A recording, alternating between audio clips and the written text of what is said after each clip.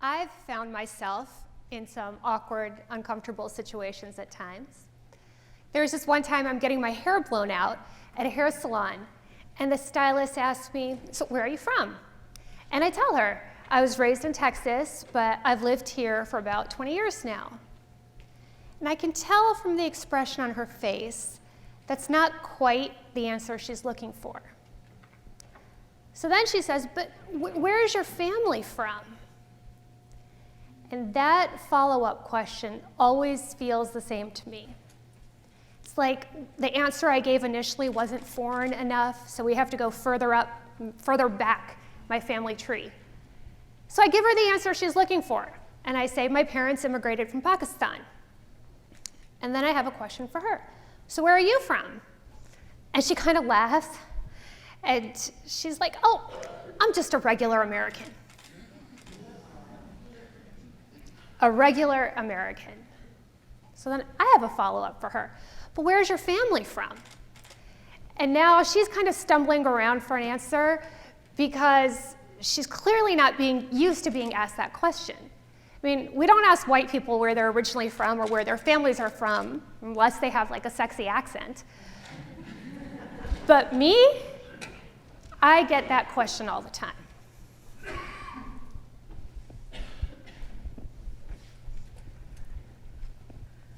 Where are you from? A casual, getting to know you, sometimes icebreaker question will turn into, where are you originally from? Is it okay if I ask what your background is? What's your heritage? So since grade school, I would estimate that I've had some form of this question and this conversation 2,000 times. And most of the time, there's no harm intended. People are just curious. And there are people who appreciate the opportunity to be able to talk about their cultural heritage or their background when they're asked about it. There are times when I'll gladly talk about my ethnic background. I'm not trying to erase any part of who I am. But it's the pushback to the answer that I first gave, usually when I first meet someone, that gets me. Because the unspoken implication of that follow-up question is, you're not from here. You're not one of us. You're not a regular American. I was born in Chicago, raised in Houston, and we've been raising our kids here in St. Louis for the past 20 years. But I'm not white. And there are times, countless times, when people feel compelled to find out the origins of my brownness. And when you're on the receiving end of these questions, especially from someone you've just met or perhaps don't know very well, you don't always know if these questions are coming from a place of curiosity or hostility. Think back to a time when you were in a situation where you were made to feel like you didn't quite fit in. Maybe it was at school, and there was a group of kids who didn't think you were cool enough to hang out with them, or at a job where you didn't feel quite appreciated or valued. So now that place, imagine if that's your own country. That place is your home.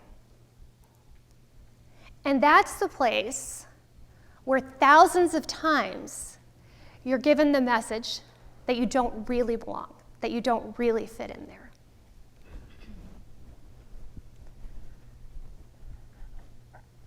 Human beings are wired with the need to belong. It's the intrinsic motivation that we have to want to be connected with others and socially accepted. In Maslow's hierarchy of needs, belongingness is right in the center. It's next to love. It is a primary motivator of human emotion and motivation that drives human behavior. And in the past few years, it's gotten harder for some Americans to feel like we belong, that we really belong, because of what's happening in our country. Just last week, the Washington Post published a story that illustrated a disturbing trend. Since 2016, 3 children have been harassed more than 300 times in schools by their peers and even by their teachers, targeting them because they were either Hispanic, foreign from a different country, immigrants from another country, Black, or Muslim. The Washington Post was able to find these instances by published news reports. So that tells me that's sort of the tip of the iceberg, because these are the things that actually made it in the paper. Hate crimes have hit a 16-year high, according to the latest FBI report. And we've seen people at rallies cheering the message, "Go back to where you came from." We've seen that on our televisions. That phrase takes me back to high school. This is the first Gulf War.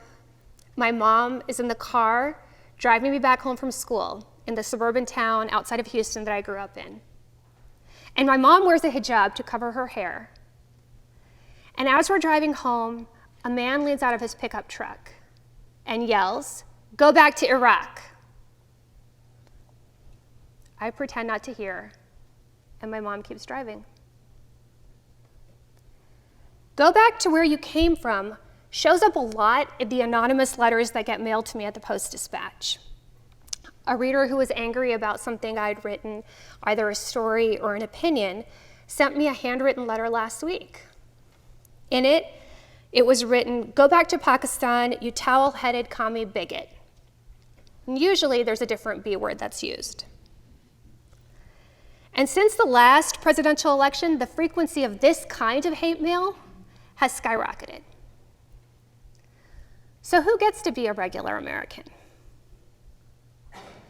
Now, some level of bias is just part of being human.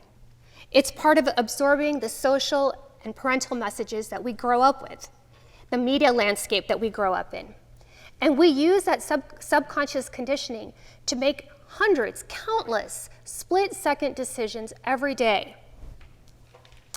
And even if we got rid of all personal bias, implicit, explicit, conscious, subconscious bias, we got rid of all of it. One day we woke up and no personal bias existed in this country anymore.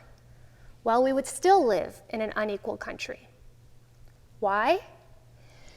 Because the institutions that were originally set up, from housing to education to jobs, were set up to serve Europeans who colonized America. And we're still dealing with the legacy of hundreds of years of legally enforced systemic racism. And it takes policy changes to affect that kind of change. So why should we even sweat the small stuff? Why should we care about what happens at playgrounds, at birthday parties, and classrooms? Well, systemic structural change takes a long time. It can take generations, and it can be a fight that we have to fight every generation. But it can take a single moment. There have been times when it's taken me a single moment to reflect on something that I've said or something that I've done and change that behavior. And it's those small moments in the way that we treat one another that impacts how we see one another and how people see us in classrooms, on playgrounds, in social situations. And if we're able to talk honestly about where our assumptions come from and how they impact what we say and how we behave, that's how we learn how to counteract that behavior that could be even unintentionally harmful. And guess what? It's not really small stuff. Because when you're repeatedly on the receiving end of other people's assumptions, there are documented emotional, physical, economic, and health impacts. So it's the questions that we choose to ask, the comments that we make, that either connect us in the community that we want to belong to, or they alienate us from other people. I never went back to that hairstylist who pushed back on my answer and the response that she gave me. Our words have the power to bring us together or make us lonelier, more disconnected, and suspicious of one another. And at some point, almost all of us will find ourselves in an interaction like the one I described, most probably on both sides of that interaction. And so when you're the one being asked a question like, oh, where are you really from? How should you challenge that kind of assumption? What if it's coming from a friend, a colleague, a boss, even a stranger? And what if you're the one being challenged? How do we react? Do we get defensive? Do we try to dismiss, excuse, rationalize what we're hearing? Because I know my instinctive response when someone criticizes me, especially when I didn't mean it, is to defend myself or to explain myself. Or is it a moment for growth? Is it a moment for humility and greater understanding? So I want this room, this space, and the people who are here right now to have a conversation, an honest, difficult conversation about these questions. And I would like to invite 4 panelists who have agreed to talk about this film and their own experiences to come to the stage with me to discuss this.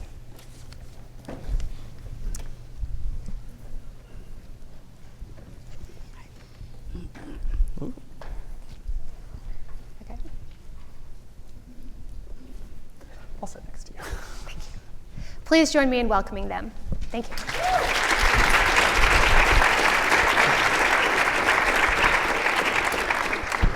So I would like to begin by asking you to introduce yourselves, your pronouns, and just what you do here. I am James Zirkle. He, him, his, and I work at the Becker Medical Library here on campus. I'm Jamaris Hammond, and my pronouns are she and her. And I am a physician scientist here. I did my clinical training in cardiology here at WashU, and I'm currently a health policy and economics research fellow. Bethany Johnson Javois. My mission is to do the will of him that sent me and to finish his work, to repair breaches of injustice, and to inspire excellence, fierceness, and hope. And in my day job, I'm the CEO of the St. Louis Integrated Health Network. Wonderful. Great. I'm Braveheart, he, him, his pronouns. I'm an engineer, and I'm an MSW student here at the Brown School. Wonderful. Thank you guys for joining me. She, her, for my pronouns. Oh, thank you. So I would like to begin by asking you whether there was anything in the film that resonated with you, and if so, if there was a particular character or a scene, and what it evoked. We'll just work our way down. I particularly liked the moments that were sort of left hanging. There were a number of times that I felt like, why isn't this getting more heated? Or why isn't this really escalating? And I find that's actually very realistic though, where it's just, there's a lot of dead air, nobody really knows what to say. I've certainly been that person before. So that certainly resonated with me. Wow, so there were so many moments of the film that resonated with me. But I would say, as a mom of 2 little ones, I think the moment where the parents were trying to really decide whether or not the potential exposure to harm by participating in a party where there was somebody who might have very negative feelings about their child was worth the loss of joy that the child might experience in interrupting her social connection to her friends. And I think that was the moment for me that resonated the most. Yeah. I went from 0 to 10 watching the film pretty quick. And I most identified with being Zoe, not Zoe. So there's a story that I tell about how I said yes to the work that I'm called to. And it was literally because of being a little black girl, 1982, who helped to desegregate a local elementary school. And the distinguishing line was the birthday party. And the distinguishing line for me was I was the only kid not invited to the birthday party. So for me, this story and what it displayed was pretty much me, except for one thing. I was like, yeah, well, at least you got invited to the party. The black kids typically don't, unless they're unique or special in some way. Yeah, I'd really resonate with what you're saying. There were a couple of moments in the movie where I was like, how realistic is this? And when this happens, does it actually go through in the direction that it went through, or do we just not talk about it? There were a couple of moments where the characters said things that is not appropriate in polite society. Can you give a couple, one example that you thought, oh, I don't know if somebody would actually say that? Yeah, so I think I'm thinking of the final scene when Tariq said, he said something like, but you are kind of talking about my family, right? That's a turning point in the conversation. And I wonder, in some ways, I wonder if that's Tariq's role. You know, are we putting him in this position to do the labor, right? Or is there a conversation he might have had with his wife to have that conversation? This is such an excellent point, because when I show this to audiences that are predominantly white, and especially audiences that are more progressive, they want Tariq to just call her out and just get into it with her. They want his wife to give her Norma Ray speech in the playground. And I have to tell them that, you know, having been in those kinds of situations, you just want it to stop. You just want to get rid of the awkwardness and comfortableness, ignore it, pretend it didn't happen. And in a situation like this, there's a power dynamic here going on in this party. One family is definitely got a lot more social capital, money, influence, connections to sort of make or break their kids' social life at this school. So I agree with you. I put that line in for Tariq, specifically the line that you're talking about, but you kind of are talking about my family, because I was so angry about what was happening in this country, and there were so many people that I had never said that line to. I had never said it. And I needed to let my character say it, because I had not been able to say it in real life. So that's a very incredible observation. If you guys could share a situation in which perhaps you have been able to effectively challenge an assumption that was made around you, even if it wasn't about you, but perhaps about another community even, and how that went over. If there was ever a moment where you felt like it was effective, or it didn't cause even more disruption in your life. Any of you can speak to that and start anywhere.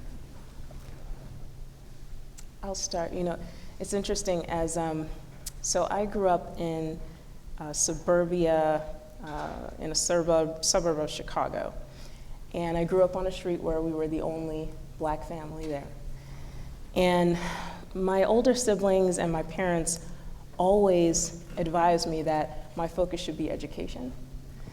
And I think that I have almost just channeled all of that into education. In other words, my response to your bigotry, right, is to have the skill set to change that on a larger scale. Mm-hmm. And even if I look at my sort of focus in medicine, I went from kind of doing research that described health disparities to transitioning to research that tried to prevent health disparities, to now transitioning to research that will influence policy to really treat large-scale systems like hospitals, to change things on a larger scale. And I have to say, although it's, I guess, a little embarrassing, I really haven't had a lot of direct face-to-face interactions where I've challenged things that were said. I'm kind of a systems level person, so my interpretation of the interaction is it may not be that fruitful to pursue this with you as an individual, mm-hmm. but I certainly will pursue everything that I can in my work, in my research, and in my practice in medicine to try to resolve it. That's so relatable, because I can easily challenge someone or an idea or an argument in a column in front of hundreds of thousands of people. But if you're standing in front of me and you say something about me that's hurtful, it's extremely hard for me to speak up for myself. Although I have found myself speaking up for other communities, like when I've heard things that are either homophobic or anti-Semitic, for some reason, it's much easier for me then to find my voice, as opposed to when I feel like it's something directed at me. Does that resonate, or can you, either anybody else on the panel wants to add to that? Yeah, I think I like to focus this comment on thinking back to the film about the princess, and about centering white young girls as princess, and centering moms who create environments with which we create a microcosm of socializing and lifting up white young girls as princess. But what about Zoe and others? So when I'm saying that, back to your original question, my experience was I spent my 20s to my mid-30s really venomous about white women. My first teachers who told me that I wasn't good enough, the people who told me I shouldn't go to college, the things I didn't know that you got your hair combed every day, and back then, Tootie, y'all can go back with me then, had roller skates, and so I wanted to be Tootie on roller skates, right? And they were like, oh my God, you can afford skates. There was a theme going on in my very young life of trauma that to me as a little kid came from what I thought was white women. And so in my 20s and 30s, I was venomous, I was angry, I was doing, then they called it dismantling racism work. They didn't have inclusion in the pretty words we have today. And I found myself coming from a place of venom and anger, where the work wasn't healing me, and what I was giving off to anybody was not okay. So I found myself having to transform, taking venom and anger and seeing a theme of white women's skin and white skin, and really starting to transform myself based on my faith and based in love. What is the most loving way to call people into a different space, to really have dialogue and to hold accountable, not from a position of venom or the stigma of angry black women, right? But how do we call people into accountability? So I would say I'm on a journey of healing with that. It just so happens to be that the most outstanding leaders at the St. Louis Integrated Health Network that support me on my leadership team, I'm graced with white women. And so we have to figure out how we work together lovingly, and we do. And here's the thing. Being a leader, I get a chance because my board of directors gives so much space and opportunity that we are starting implementing on work time in the organization racial caucusing, so that the work that needs to be done, I don't have to do. There's a beautiful people raised white caucus group that they can do their work, and the people of the global majority come here and we do our work. And so it takes the pressure off of me, but we create an institutionalized way with which to deal with these issues.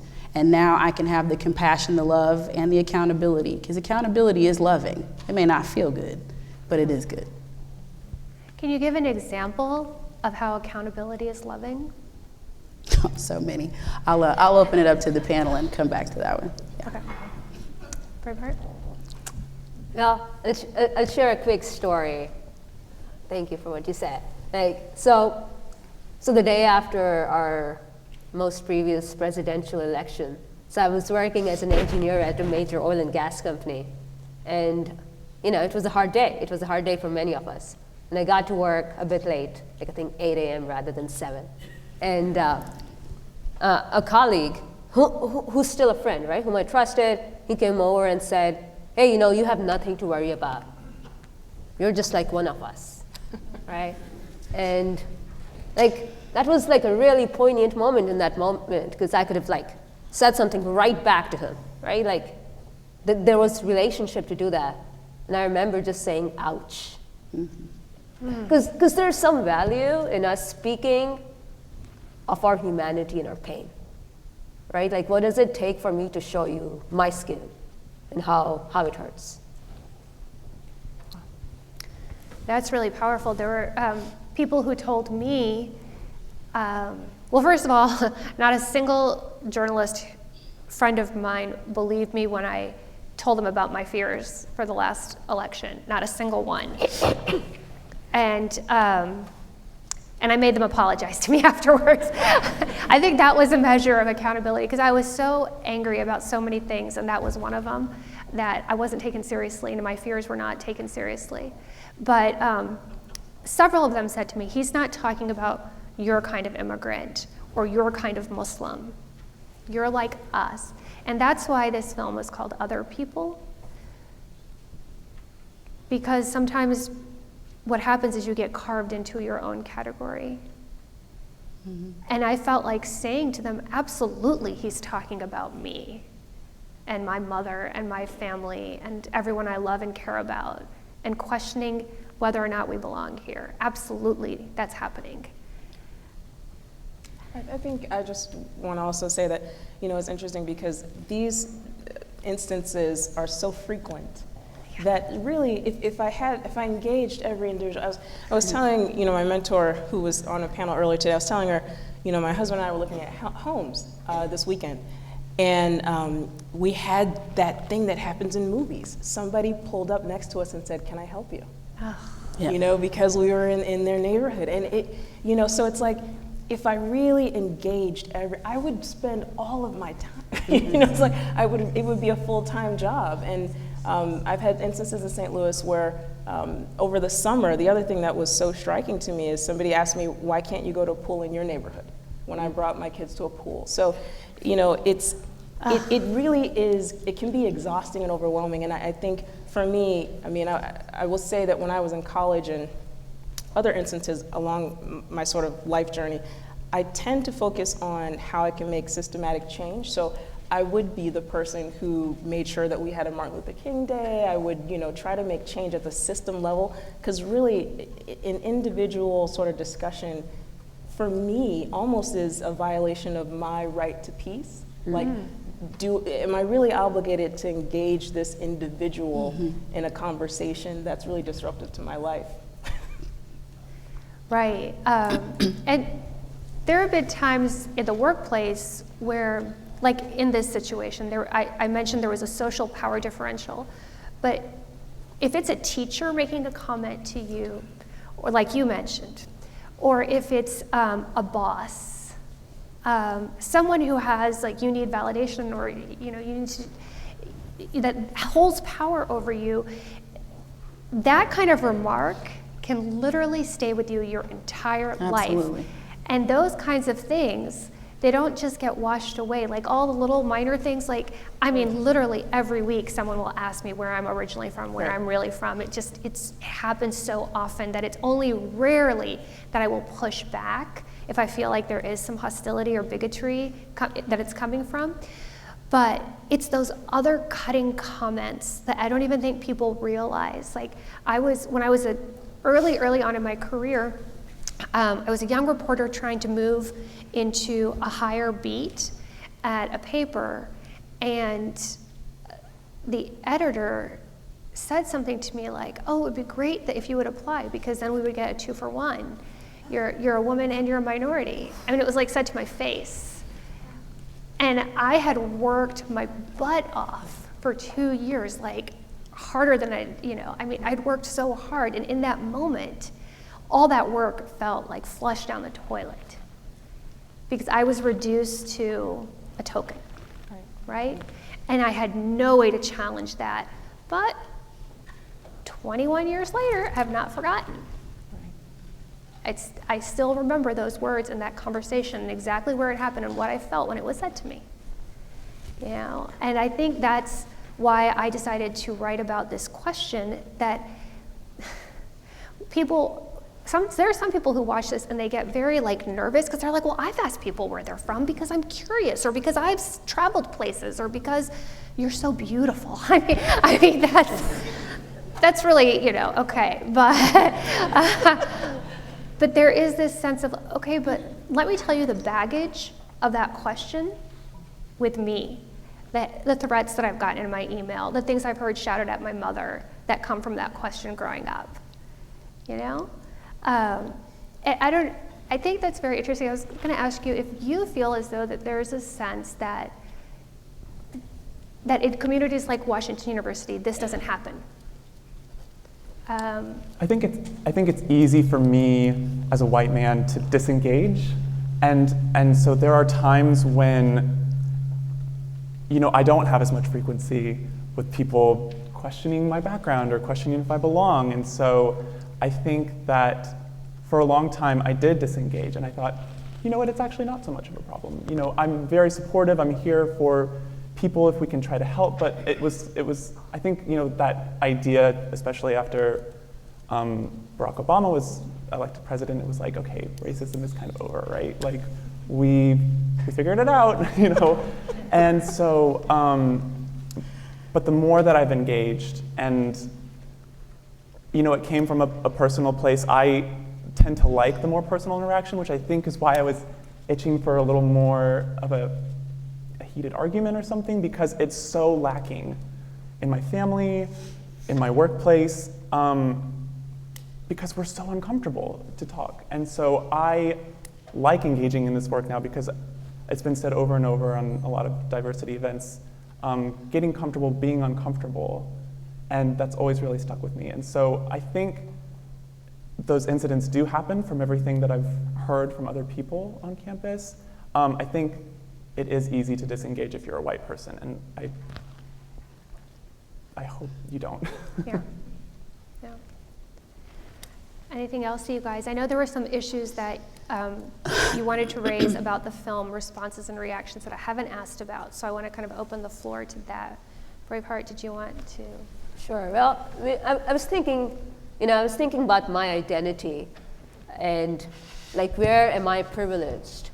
And like, can I look at my privileges and how are they hurting others? Because too often we tend to look at ourselves as victims of stuff, right? And I want to see where I'm impacting damage as well. And so I, more often than not, get male privilege around this campus. Love it, right? It's a lovely privilege to have.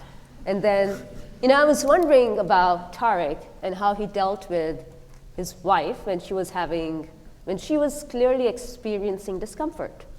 And to me, I can be wrong, but to me there was some invalidation of her feelings. And then his daughter came running to him and said she wanted to leave. And then he kind of gently dismissed that as well, right?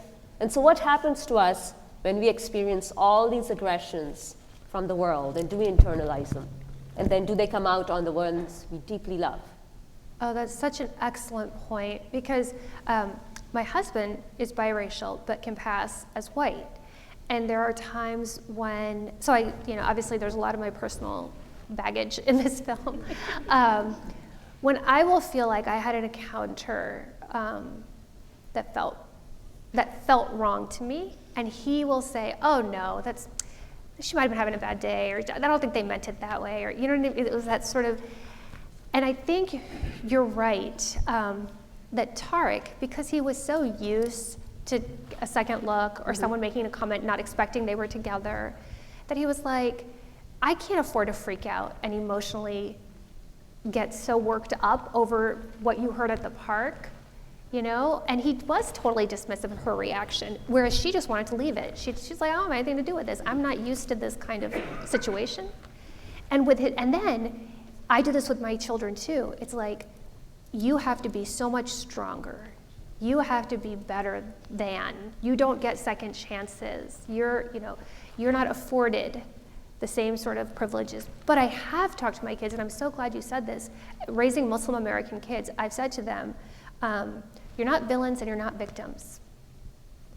And where are you privileged? Like, this is a conversation I've had with my Muslim kids, like socioeconomically, with my son, male privilege. I mean, all of these things, these are important conversations that I think it's easier to have when our children are younger, because then they get used to the language and it doesn't become a thing with them. If there are parents on the panel, can you talk about whether these are conversations you've been able to have with your kids, and what's the most effective way? My kids are probably still too young, but it's a conversation that I'm dreading, and I don't know how I'm going to do it. I know that I had an experience where I, as a very young child, was informed by my neighbors that I was very much Black, and Wow. And that was like an eye-opening experience for me, that it was very negative, and so I hope that doesn't happen for them. So I know I would like to probably introduce that to them before someone else does in a negative way. Right. But I don't know how I'm going to do it, and they're probably too young for it. Anybody else? My children are older, they're teenagers now, and we've had conversations about race and identity and everything since they were quite young. And it wasn't until I heard someone else ask them, have you ever experienced anything in your peer group, that I found out years later that, like, my son said that in his Little League team, when he would go up to bat, there was a kid who would call him, like, Osama or whatever, had some kind of slur that was used against him. It was the first I was hearing about it. It happened years ago. So, and I certainly protected my own mother from things that I never wanted her to know about or hear about. I think our children still do that with us. It's a little surprising that happens. But now in this moment, we have to assume, given what is really happening in schools right now, that they will hear a lot of things, a lot of disturbing things. I wanted to open up this conversation to any questions from the audience, reactions to the film. We have people here with microphones.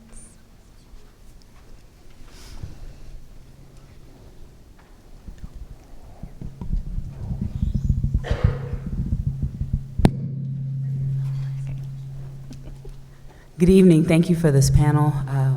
I have one question for Bethany and one question for Aisha. The question for Bethany, do you have advice or counsel around methods of healing for the microaggressions, for the baggage? So that's the first question. And then for you,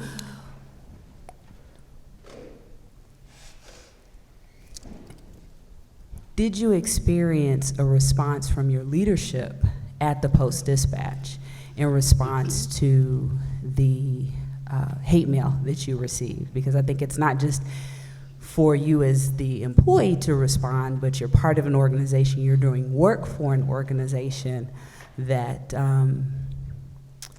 could respond.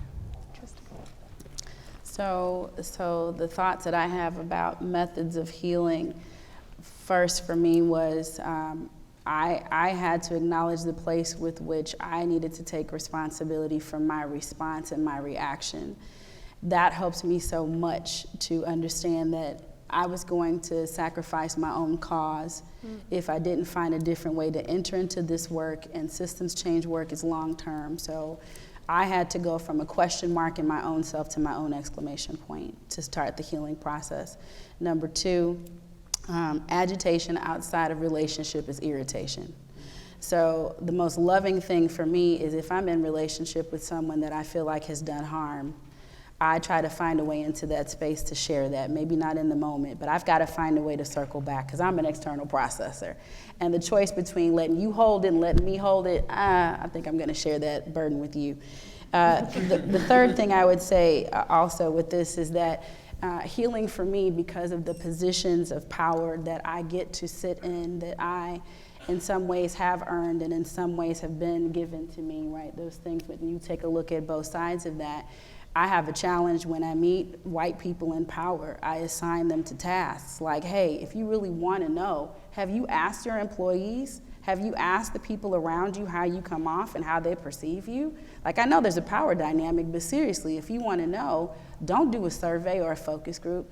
Ask people straight up in relationship what they think. And when you invite people into the space, they answer you. And the last thing I would say is in terms of healing, the level of attributed racism and oppression that we do to each other. I modeled it. The first thing I thought when I watched this film was, yeah, but this ain't the same as being black. But at the end of the day, in what way does that advance this? So the other part for me that I really try to choose, because now I'm tired and I can't fight teaching white folks and loving on people of the global majority. I have to depend on my assets and allies and my white sisters and brothers to do your work, please, with your people, so that I can focus on the work that really does belong to me, that I can get in and I can go all day on the part that belongs to me, but don't make me do both jobs. And that for me is healing. Every time I find someone that comes to me to say, let me just acknowledge my oops and my ouch, when I find someone that's able to say, I will stand in solidarity with you, the work of the Ferguson Commission, where I did not anticipate having people from all types of walks of life to step up and open their mouths and speak for me and speak for young people and speak up. And don't come speak to me after the meeting is over, but in the meeting, open up your mouth when it really counts and disrupt. That's the action that I'm looking for. I'm beyond dialogue. I'm ready for the action part. And that's healing. I'm sorry. And that is healing for me. Yes. Absolutely, that is healing. And so journalists have to learn very quickly to develop a thick skin. Otherwise, you just don't survive in this profession. And even before this last presidential election, if you write about a topic that people disagree with, you will get some kind of hate mail about it. And at least when I started the profession, nobody prepared you or told you how to respond to that. You just sort of kept it in a drawer or told your coworkers who'd been in similar situations. What's happened with the proliferation of our work being on sites and in social media where people can respond anonymously is that the level and intensity and frequency of personal, threatening, bigoted, harassing comments, like there's just so much more opportunity for it. So it's not just phone calls and letters to the editor, it's anonymous comments, it's people harassing me on Twitter or whatever. So I've actually never told my editors that this bothers me. Mm-hmm. It makes me feel, I think I would feel too vulnerable, or maybe I would think that they think I'm not capable of doing my job if I admitted that or if I said that. And part of coping with certain less than ideal circumstances is to convince yourself that it doesn't bother you, right? It's like, I mean, some of the things that people have written me have been very vile and very threatening, and I have to laugh it off. And I mean, if I want to continue doing the work that I do, I have to do that.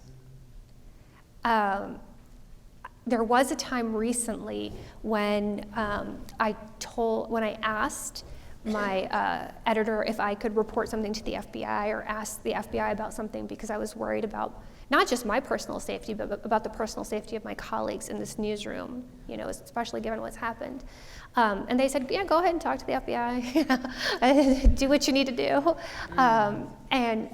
But it is not a great moment to be a public person writing, especially any opinion that a large number of people in this country disagree with, and to be a woman doing that online and to be a person of color doing that online, you just have to think that I'm doing this work because in this moment there's not a lot of other people who I want to subject to what I'm going through. Because I've been in this profession long enough to have an armor. You know, I wouldn't want my daughter doing this work or my son. I want them to be treated better in the world. Thank you. Yeah. Any other questions or comments or reactions? Yes, Nicole? Thank you all for sharing your experiences, especially when there's something called Day of Dialogue. Sometimes, and some of you have spoken a little bit to this, there's a sense that talking about it doesn't have value. And I'm always amazed that even people with whom I've been doing this sort of work for a number of years will still have conversations where there are surprising things or where something clicks. And so in a space where I'm sure some people approach the idea of dialoguing as maybe invaluable or sort of tiring, what sort of takeaways might any of you have had from an act of dialogue, or what sort of things do you bring to dialogue to make sure that it is also driving you towards some sort of action?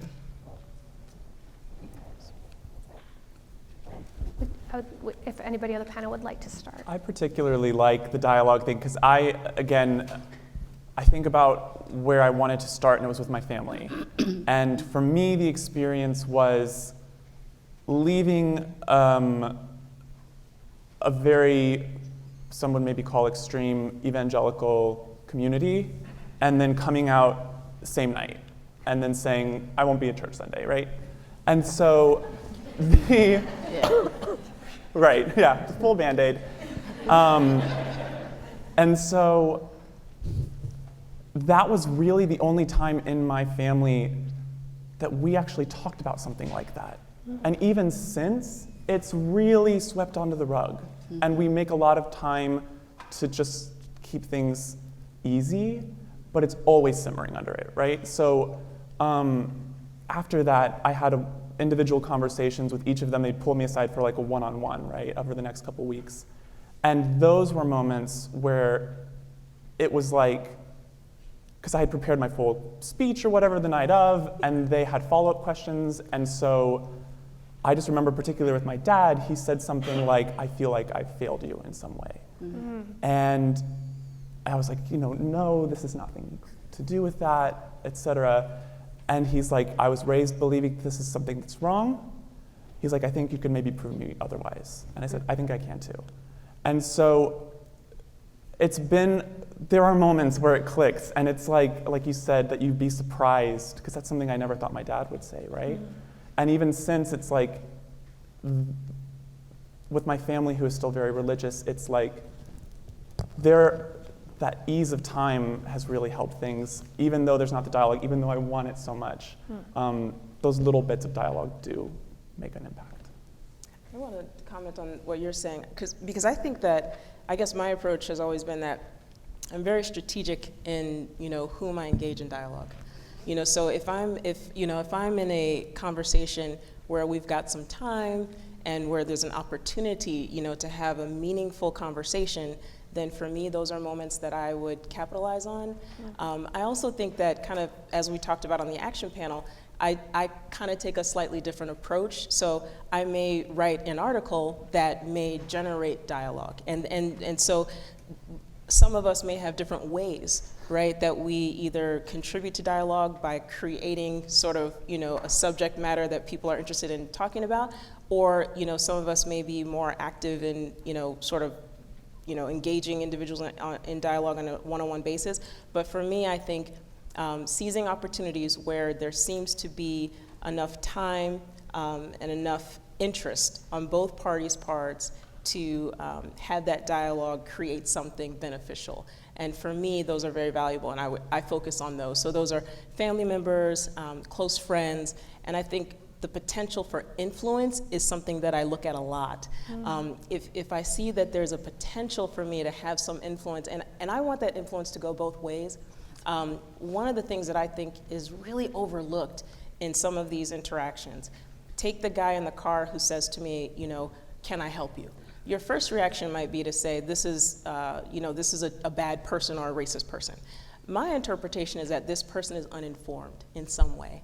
There's something that you're not understanding that would lead you to that kind of road of ignorance. So what I'm seeking in dialogue is not just my ability to influence, but I really want to understand show me the road to that comment, right? Because I'm very much a systems person, because I want to deconstruct it, because then I want to help you rebuild a different road. So I need time for that. So if I'm passing you by and you say something really racist, that's going to be okay. I might write something about that. But if I have 20 minutes with somebody and I think we're going to have a conversation that could be meaningful, then I would engage in that. I would say that St. Louis, like many other places, is on a journey toward realizing equity. Health equity, racial equity is essential to overall equity. And dialogue is a foundation for how we think about how we close gaps and think about how we realize this new just, fair, equitable place called St. Louis, which I believe in, which is why I'm here. And I don't have children per se, but man, I feel like I've raised the generation. Like that's my plan, is to have people in place that when you teach skills and you allow young people to be in spaces where you tell them that they can, that's unstoppable regardless of the job. So if dialogue really helps us to envision a new future, if it builds relationship so that then I can connect with you when it's time to act, then dialogue is warranted, and it's essential for fundamental just that's just how friendship becomes kinship. Now, I'd distinguish dialogue with debate, Yes. and the distinction being there is a win and lose conversation. I don't think if I'm having a real conversation with you, either you or I will come out of it like unchanged. And so I think part of the dialogue for us is how are we actually changing? Like, what is the, speaking of systems, right? What is the reinforcing loop we're creating Yes. that perpetuates the system that we want to create rather than the system that's already existing, right? And that requires some time and effort, as you said. So I wanted to speak to this, giving two personal examples where I feel like dialogue was really, really critical to changing myself and action that I took. So more than 10 years ago, I was raised in a very conservative, traditional Muslim family. And when the debate about gay marriage, like 10, 11, 12 years ago was, I was getting more engaged and interested in that debate. I said to a friend, well, why does it have to be marriage? Like, why can't it be a civil union? Like, these were questions I think people from my background were really struggling with. And it wasn't a question that I would have felt safe saying, or I would have felt terribly judged, let's say in certain situations, or if I'd said that to certain people, because I would have been made to feel like I was a homophobic person, or I was trying to oppress somebody. But the person who I said it to, one of his parents is gay, not in a relationship or a marriage, but that's how he'd grown up. And he responded to me with compassion, and we had many conversations about what it was about that word that triggered a feeling in me that I couldn't quite understand, or that I didn't have the vocabulary for, or even a paradigm to understand how marriage was like a state-sanctioned institution versus a religious institution that belonged to some people. It was like a series of conversations that led me to be able to, be a huge proponent and supporter of equality and equal marriage rights for everybody in this country. And then I was able to write stories that humanize this issue for people who were where I was, because someone had held my hand non-judgmentally and brought me there, right? And so, several years ago, one of my sisters wanted to get married to an African-American man, and my parents, who grew up in Pakistan, had never been exposed in intimate or even friendships or relationships with African-American people, were hugely opposed to this. And they said it on the basis of cultural difference, religious difference. They had a million reasons why. But it took so much conversation, and sometimes painful, angry, difficult conversation, to get them to a place where, now they feel like they handpicked Robert for my sister, like we arranged that marriage, right? But that was a lot of difficult, painful dialogue to get to that place, and then it wouldn't have been helpful for me to just say, you guys are so racist, like what are you doing? You didn't raise us like this. I think one time I did say that, but I did, to be honest, but that's not what changed their hearts. And so that's why I think, sometimes I question, why am I making a film about such little, trivial, small, little things when they're huge things, right?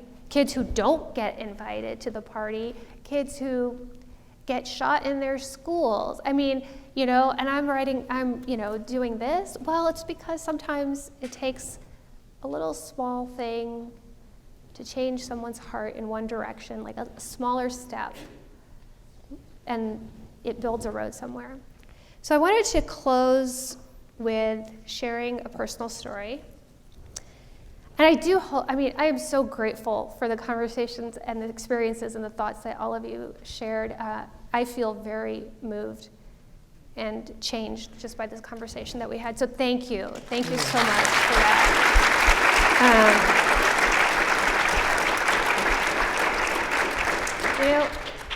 And I hope this conversation and dialogue is a starting point for all of us to think about the impact of biases that we carry, every single one of us, in our heads, and the ones that are baked in to our society and our country. But I am going to tell you about the power of a small personal interaction that I have remembered for 19 years. It was a response to the very first column that I ever wrote. And it ran 5 days after 9/11. It was a time when everyone in the country was hurt, angry, and scared. And I wrote about how terrifying it was to have relatives who worked in the buildings that were destroyed and attacked. And I talked about the reactions that my family in Texas was experiencing from the communities that they were in. And I shared a question that my sister asked me at the time. She was a sophomore in college. And she said, will they come after us like they did the Japanese? I don't know, I told her. And then she asked me, will other Americans stand up for us? I don't know. And that's how I ended the column. And after the column ran, I got an email from a United States Marine. And he wrote, "Dear Miss Sultan, it would be my honor to stand up for you and your family as fellow Americans." Mm-hmm. And it was his words that made me feel like a regular American. Mm-hmm. Thank you guys so much.